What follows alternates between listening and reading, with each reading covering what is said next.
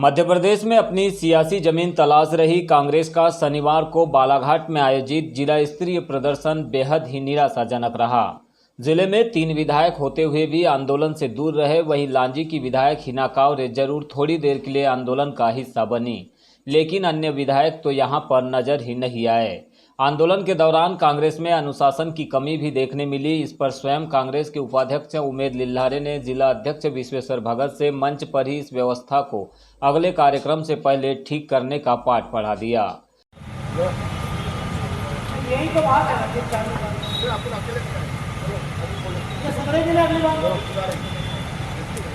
कोई भी बोलते रहेगा लाइन से सब खड़ो।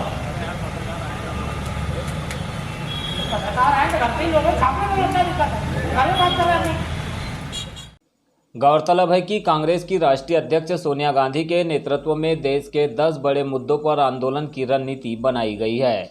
इसी के तहत मध्य प्रदेश कांग्रेस के निर्देश पर महंगाई, बेरोजगारी और कोरोना से मृत परिवारों को सहायता राशि, पेगासस जासूसी कांड, रक्षा मामले की भंग होती गोपनीयता सहित अन्य मुद्दों पर आंदोलन किया जा रहा है। बालाघाट जिला मुख्यालय में यह आंदोलन 25 सितंबर को नगर के हनुमान चौक में आयोजित किया गया, जहां पर जिले भर के कांग्रेसी तो नहीं जुट पाए, लेकिन हमेशा की तरह कांग्रेस अध्यक्ष विश्वेश्वर भगत, कांग्रेस नेत्री पुष्पा बिसेन और उनकी टीम के पदाधिकारी ही इस आंदोलन में उपस्थित हो पाए।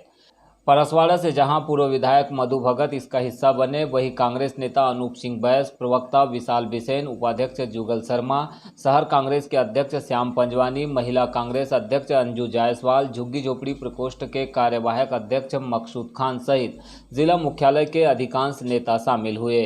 आंदोलन के दौरान कांग्रेस नेता विश्वेश्वर भगत के नेतृत्व में 6 महिला कार्यकर्ताओं सहित 2 युवाओं ने कांग्रेस की सदस्यता भी ग्रहण की, जिनका मंच पर उपस्थित कांग्रेस नेताओं ने पार्टी में स्वागत किया। अनूप सिंह बैस ने आंदोलन को संबोधित करते हुए जिले की कानून व्यवस्था पर सवाल उठाए। वहीं मधु भगत ने महंगाई, बेरोजगारी और किसानों के मुद्दे को लेकर भाजपा सरकार पर निशाना साधा। इसी तरह कांग्रेस के जिला अध्यक्ष विश्वेश्वर भगत ने आज के आंदोलन की विस्तृत जानकारी साझा की। हमने आज तक सुनते आए हैं साथियों कि पुलिस जब भी कभी किसी के घर किसी को भेजती है तो वो पुलिस को ही भेजती है। ये बालाघाट की कौन सी कानून व्यवस्था है कि सीएसपी ने गुंडों को भेजा? जो अपराध दर्ज हुआ है वो 151 का और 25 आर्म्स एक्ट का अपराध दर्ज हुआ है। और किस पर हुआ है?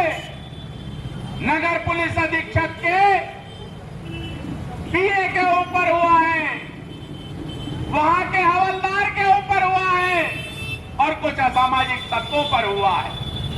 मैं आप सबके माध्यम से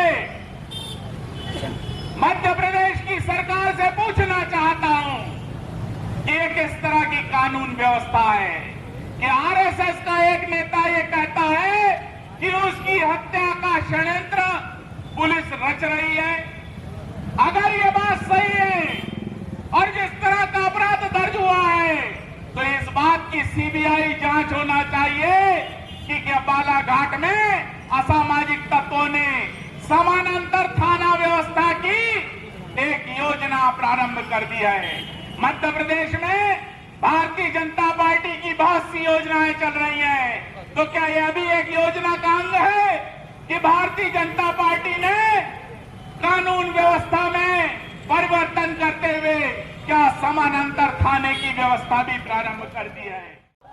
ये धरना प्रदर्शन एक्चुअल में रखा इनके लिए गया है,